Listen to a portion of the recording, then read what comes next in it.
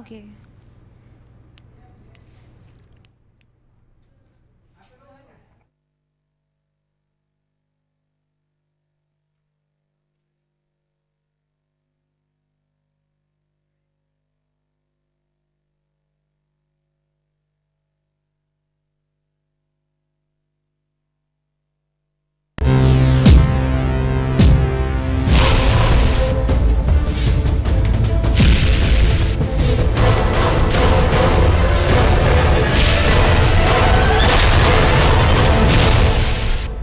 संधान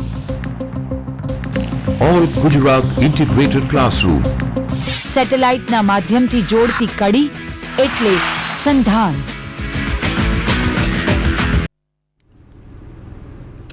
hello everyone, आज हमारा session है एटिकेट्स और कम्युनिकेशन पे.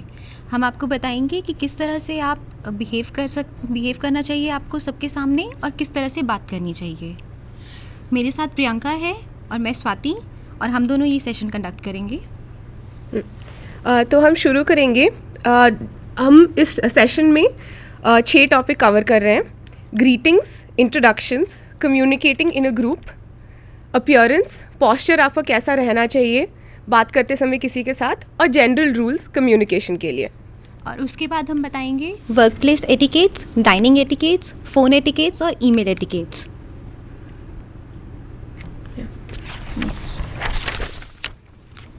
तो अभी हम बात करते हैं ग्रीटिंग की. तो आप जब किसी से मिले और उनके साथ हाथ मिलाएं तो उनके साथ एक फर्म हैंडशेक कीजिएगा. जिंदा दिली से और जोश के साथ. और अगर आप किसी से मिल रहे हैं और आप बैठे हुए हों तो उनसे मिलने के लिए खड़े होकर बात कीजिए. साथ ही साथ जब आप किसी से मिलें तो उनका नाम अपने जब बात कर रहे हो मिलते वक्त उन्हें उनके नाम से एड्रेस कीजिए. जैसे hello mister Sharma, hello Mrs Gupta, इस तरह से आप बात कर सकते हैं. और अपने बिहेवियर को बहुत ही प्लेजेंट और पॉजिटिव रखिए. जब आप किसी को खुद को इंट्रोड्यूस कर रहे हों तो अपने जो इंसान ज़्यादा इम्पॉर्टेंट हो पहले आप उसे इंट्रोड्यूस कीजिए और थोड़ा सा इन्फॉर्मेशन उनके बारे में बताइए ताकि जो साथ वाला बंदा आपके साथ हो उससे पता चले कि आप किस बारे में आगे बात कर सकते हैं. और अगली हम बात करेंगे कि आप ग्रुप में जब लोगों को मिल रहे हो तो उनके साथ कैसा व्यवहार करना चाहिए. तो अगर आप एक ग्रुप में लोगों को मिल रहे हैं तो हर किसी की बात पहले सुनिए. ऐसे मत इंतज़ार करिए कि मेरी बारी कब आएगी बात करने की. तो पहले सबकी बात सुनिए, उसके बाद सोचिए कि मैं अभी क्या बोल सकती हूँ, उसके बाद जाके बात कीजिएगा. और साथ ही साथ अगर कोई दो लोग बात कर रहे हो तो बीच में अपनी बात ना बोलिए, रुकिए और सुनिए कि आप किस पॉइंट पे अपनी बात रख सकते हैं. और अब नेक्स्ट हम बात करेंगे अपीयरेंस की. आप किस तरह से आपको कपड़े पहनने चाहिए, किस तरह से बिहेव करना चाहिए. आपके बाल अच्छे तरीके से धुले हुए और कॉम्ब किए हुए होने चाहिए. कभी भी आपके कपड़े साफ़ सुथरे और बहुत अच्छे तरीके से प्रेस किए हुए होने चाहिए. मैले कपड़े लेके अगर आप किसी से बात करेंगे तो आपका इंप्रेशन बहुत बुरा पड़ेगा. साथ ही साथ आपके नेल्स और टीथ, ये सब बहुत बेसिक सी चीज़ें हैं. ये सब क्लीनलीनेस की तरफ ध्यान हमेशा रखिए. और शूज़ भी आपके पॉलिश्ड होने चाहिए और फुटवेयर भी. अगली बात हम करेंगे पोस्चर के बारे में. पोस्चर का मतलब है आप अगर किसी से मिल रहे हो तो आपको कैसे बैठना चाहिए, कैसे उठना बैठना चाहिए एक्चुअली.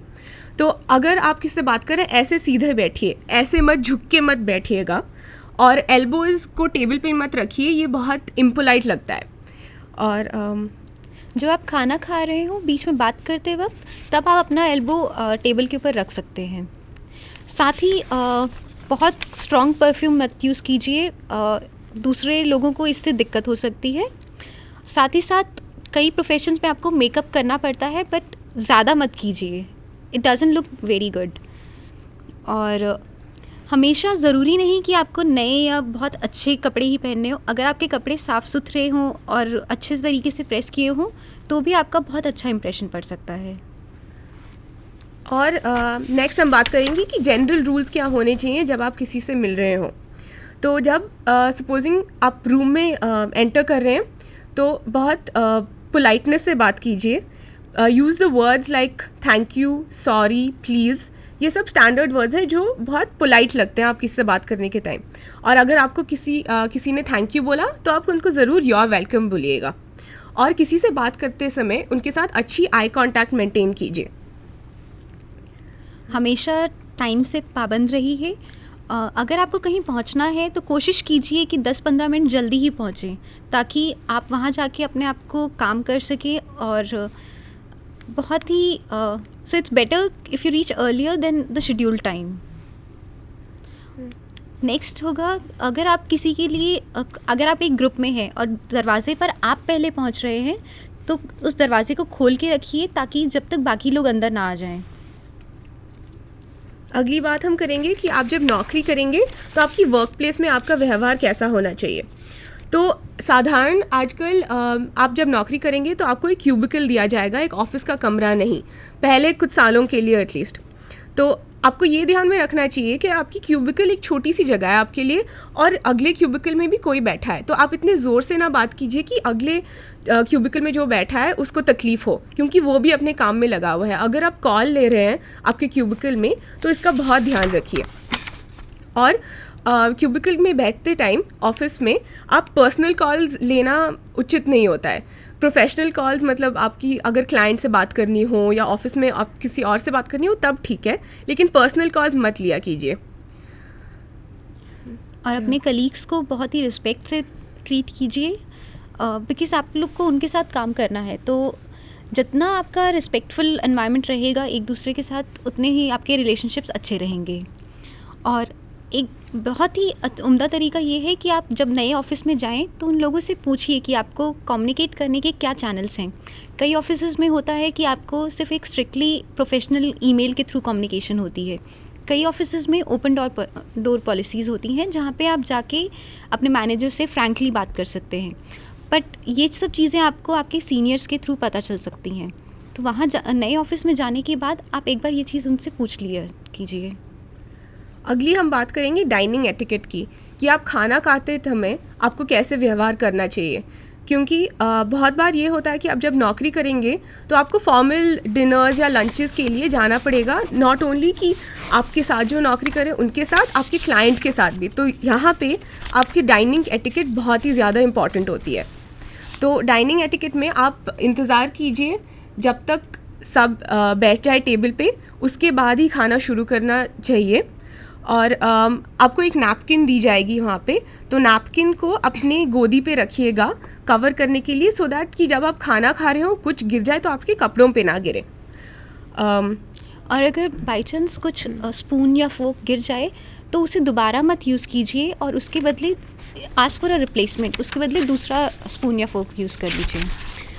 और बीच में अगर आपको खाना खाते वक्त टेबल से उठकर जाना पड़े तो सबसे पहले लोगों से एक्सक्यूज़ मी बोल के उठिए। अपना जो नैपकिन है उसे अपनी चेयर पे रखिए, ना कि टेबल पर, क्योंकि वो गंदा नैपकिन बाकी सब लोग वहाँ पे खाना खा रहे होंगे। तो उसे वहाँ टेबल के ऊपर छोड़ने की बजाय अपनी चेयर पे रखिए और उठने के बाद अपनी चेयर को वापस टेबल की तरफ सरका के रखिए। और एक चीज़ का ध्यान दीजिए कि आप जो चम्मच से खा रहे हैं वो टेबल क्लॉथ को नहीं छूना चाहिए, और जब उसको प्लेट में लगा रहे हैं तो उसका आवाज़ नहीं होनी चाहिए। और जब आप एक बाइट ले रहे हो तब भी चम्मच को दांत में लगने की आवाज़ नहीं होनी चाहिए, वो बहुत गंदा सुनाई देता है और बहुत इम्पोलाइट कंसिडर होता है। और जब आपका खाना ख़त्म हो गया है तो आप प्लेट क्लोज़ करते हैं। इसका मतलब है कि फोक को आप लेफ़्ट हैंड में पकड़ते हो और नाइफ़ या स्पून को राइट हैंड में। तो आप ऐसा, आपका एक टेबल है, फोक को ऐसे लेफ़्ट तरफ को रखिए और स्पून को राइट में, ऐसे पैरेलल में रखिए, तो वेटर को भी पता चलता है कि आपका खाना ख़त्म हो गया और वो प्लेट क्लियर करके ले सकता है। और नैपकिन को उसके बाद अपनी गोदी से उठाइए, फोल्ड करके उसके साइड में रख दीजिए। और खाना खाते वक्त ध्यान रखिए कि आप ज़्यादा शोर मचा के ना खाएं, आवाज़ ना आए ज़्यादा, और बीच में खाना खाते खाते बात ना कीजिए। और कई बार क्या होता है कि हम लोग खाने में जब वो गर्म होता है तो फूंक मारने लगते हैं। इस तरह से प्रोफेशनल एटीट्यूड नहीं लगता ये। तो इंतज़ार कीजिए जब तक आपका खाना ठंडा हो जाए थोड़ा सा, या खाने लायक हल्का सा ल्यूकवार्म हो, तो उसे लीजिए, स्पेशली सूप के लिए। और अगर आपको खाना खाते वक्त बीच में खांसी या छींक आए तो टेबल से थोड़ा सा पीछे हट के अपनी चेयर को टर्न करके फिर खांसिए या छींकिए। अगली हम बात करेंगे फ़ोन एटिकेट की, क्योंकि आजकल आप अगर नौकरी कर रहे हो तो आप अपने क्लाइंट को फ़ोन करेंगे या आपके बॉस सीनियर्स को किसी को फ़ोन करेंगे, तो आपको ध्यान रखना चाहिए कि आपका व्यवहार फ़ोन पे भी सही रहे। तो जब आप पहले फ़ोन करते हो तो हम तो साधारण ही हेलो बोलते हैं, लेकिन बहुत पोलाइटली बोलिएगा हेलो या गुड मॉर्निंग। उसके बाद अगर सुबह के टाइम बात कर रहे हो, दोपहर तो गुड आफ्टरनून या गुड इवनिंग शाम को अगर कर रहे हो। उसके बाद आप अपना टोन ऑफ वॉइस सही रखिएगा, बहुत पोलाइटली बात कीजिए, नम्रता से, ज़ोर से मत बोलिए क्योंकि उस तरफ भी आदमी को सुनाई दे रहा है सही से, तो ज़ोर से चिल्लाने की ज़रूरत नहीं होती है। सॉफ्टली बात कीजिए, पोलाइटली। और फ़ोन पे भी ध्यान रखिए कि आप और कुछ काम ना कर रहे हो। ऐसा होता है कि कई बार हम फ़ोन पे बात करते समय और कुछ काम करने रखते हैं, ध्यान नहीं रखते हैं कि दूसरा बंदा क्या बोल रहा है।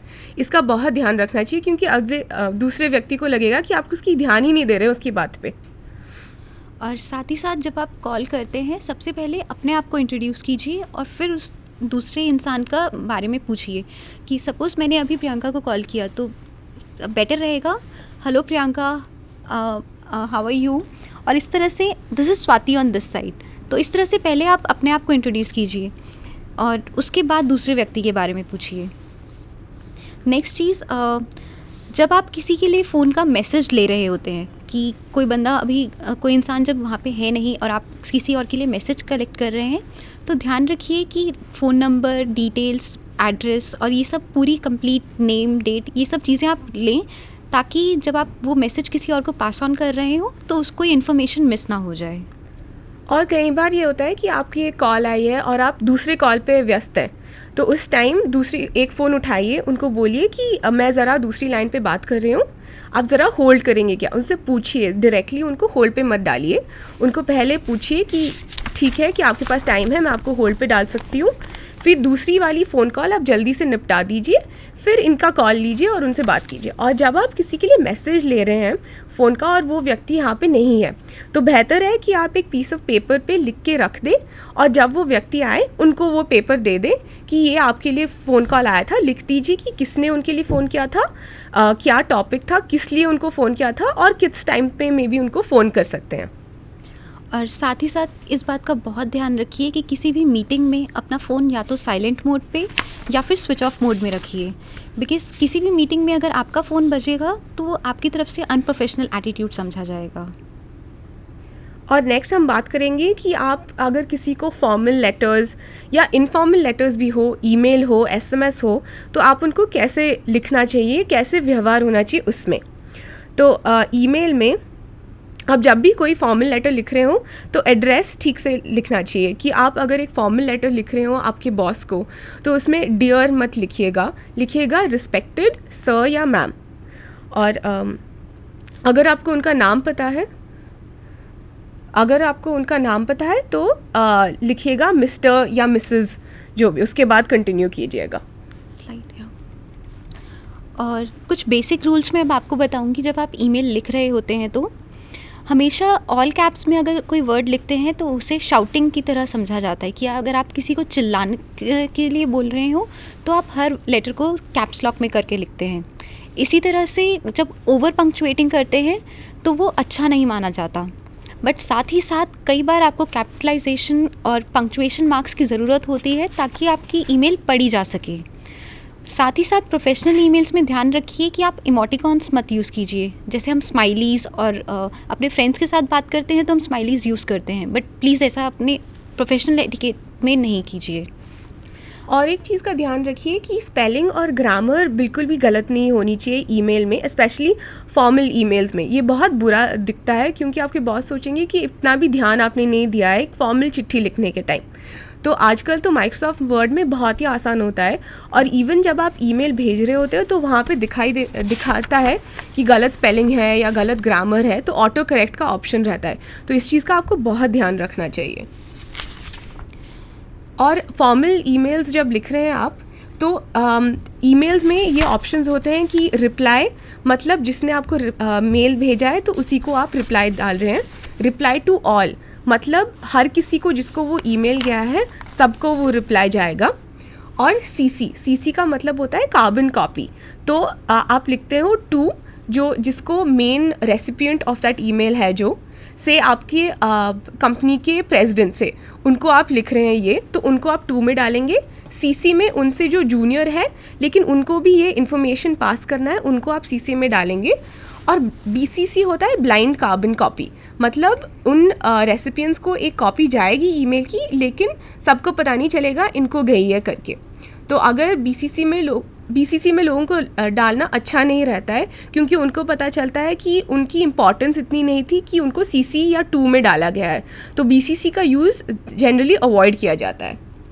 इसके लिए आप अपने मैनेजर से या सीनियर से बात कर सकते हैं जब आपको कोई ईमेल फॉरवर्ड करनी हो कि ये ईमेल किस किस इंसान के पास जानी चाहिए, तो आप वो आप उनसे पूछ सकते हैं। प्लस एक चीज़ ये है कि आप जिस तरह से कैजुअली अपने फ्रेंड्स के साथ बात करते हैं, वैसी अनुचित भाषा का प्रयोग आप अपनी फॉर्मल ईमेल्स में ना कीजिए, ध्यान रखिए इस चीज़ का। और पैराग्राफ्स और बुलेट्स यूज़ करके आप अपनी ईमेल को बहुत ही स्ट्रक्चर्ड फॉर्म में लिख सकते हैं। इससे सामने वाले को समझने में भी आसानी हो जाएगी। और जब आप किसी क्वेश्चन का रिप्लाई करते हैं तो उस क्वेश्चन को हमेशा अपने जब आप रिप्लाई में लिख के दीजिए कि ये क्वेश्चन है और इस क्वेश्चन का ये आंसर है। और साथ ही साथ एक्रोनिम्स जो होते हैं आप उन्हें प्लीज़ एक्सप्लेन करके लिखिए। फॉर एग्ज़ाम्पल अगर आप FDI लिख रहे हैं, बहुत लोगों को नहीं पता होता कि FDI क्या है, तो एक बार पहली बार जब आप यूज़ कर रहे हो उस वर्ड को, तो फॉरेन डायरेक्ट इन्वेस्टमेंट करके आप पहले एक्सप्लेन कर दीजिए, उसके बाद उसी एक्रोनिम को आप यूज़ करिए। और अपने लास्ट में जब ईमेल भेज रहे होते हैं तो अपना नाम, कॉन्टैक्ट इन्फॉर्मेशन अपने सिग्नेचर में डालिए। जीमेल में या बाकी सब ईमेल फॉर्मेट्स में सिग्नेचर्स का ऑप्शन होता है जहाँ पे आप अपना सिग्नेचर पहले से सेव करके रख सकते हैं, और वो हर बार जब आप ईमेल भेजेंगे तो वो अटैच हो जाता है लास्ट में। तो इस तरीके से आप अपना फॉर्मल अपना नाम, अपनी डेजिग्नेशन, कंपनी का नाम, अपना कॉन्टैक्ट नंबर और अपना ईमेल एड्रेस डाल के पहले से लिख दीजिए। अगली बात हम करेंगे कम्युनिकेशन स्किल्स की। तो क्लैरेंस थॉमस का कहना था कि good manners will open doors that the best education can not. हमारा ये मानना है कि good manners as well as good communication skills will open doors that education can not. तो ये कम्युनिकेशन आपके लिए बहुत ही महत्वपूर्ण हो जाता है, स्पेशली आजकल की नौकरियों में आपको बहुत लोगों के साथ बात करना पड़ेगा। आप अगर सेल्स रोल में जा रहे हो और अगर आप BPO के रोल में जा रहे हो, आपको अपनी क्लाइंट से भी बात करनी पड़ेगी। तो अच्छी कम्युनिकेशन स्किल्स बहुत ही ज़्यादा महत्वपूर्ण हो जाती है। आपकी डिग्री कितनी भी अच्छी क्यों ना हो, अगर आपकी कम्युनिकेशन स्किल्स अच्छी ना हो तो आपको वो नौकरी मिलना बहुत मुश्किल हो जाता है।